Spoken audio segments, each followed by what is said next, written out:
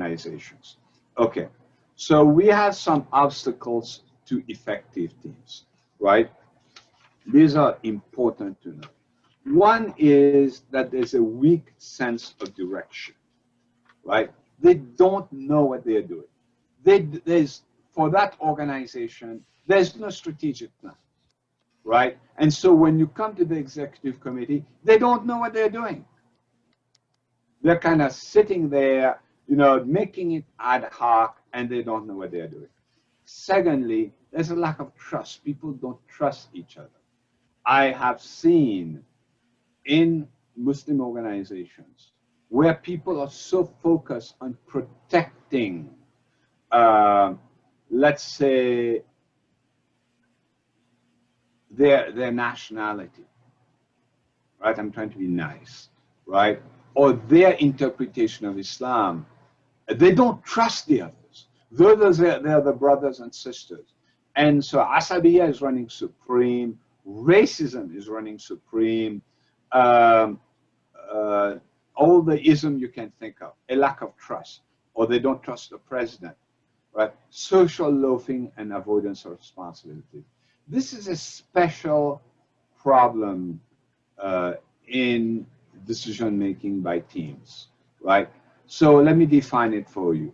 Social loafing is a tendency of individuals to exert less effort when they work in a group than when they work alone. Have you seen that sometimes you're working with other people and some people are just doing anything else? They're on their phone watching soccer, Liverpool playing somebody, or they're talking to a friend, or they are on Facebook, or they brought their lunch and they're eating their lunch, during, and they're not listening, right?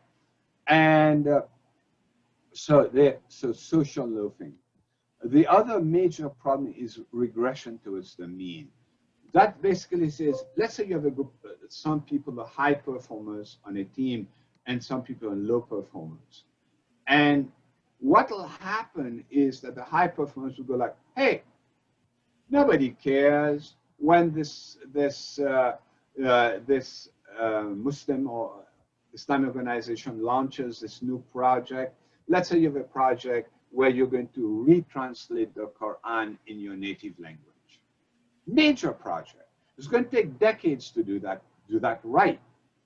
Well, the people who are working so hard on it look at the bunch of people here who are not really working and go like, I don't really have to work that hard. I have so many other things to do. Why am I breaking my head? So now everybody is underperforming. Okay, so this is very important to realize. So social loafing, avoidance of responsibilities, infighting, backbiting.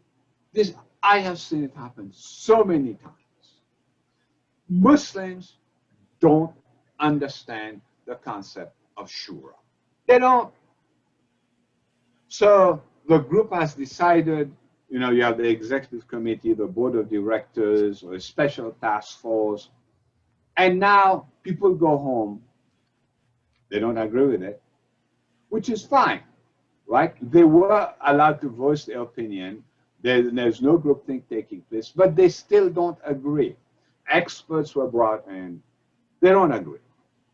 So they go home. They call their friends, maybe powerful members in the committee. And now they start trying to change it, to break shura.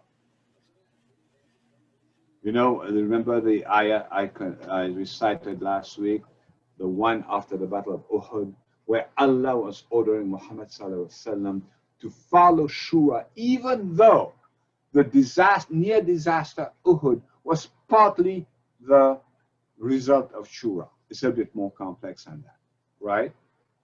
And Allah, at the end of that verse, emphasizes the concept of tawakkul, that when you have made a decision by shura, now trust in Allah, right? Muslims don't understand that. And this constant infighting, backbiting, right? Unfortunately, I have seen in one masjid, people shoot one another, literally. Now, that was a long, long time ago. And of course, you know, then you have law enforcement and all that other thing. But that's how bad it becomes. And it was in this particular city where you had a main masjid, and some brothers were trying to build an ethnic masjid somewhere else, and money was involved, and you know, the story sounds familiar probably to you. Lack of external support, right? That in effect, you have people who are they are part of other organizations, and they are on this organization's boards of directors, and instead of representing the people that elected them from this organization, they're following the agenda, pushing the agenda of the other organization. You've seen it. I have seen it. All right. And finally, critical skills gap. When you may have a team of people who've gone through all the stages we talked about, generally speaking, by the blessing and grace of Allah, they're very effective. Then they have a new project. And this new project requires skills that are not present in the team members. But for whatever reason, they are reluctant to go outside and bring people in. Sometimes because, unfortunately, they want to concentrate power in that board of directors or that executive committee.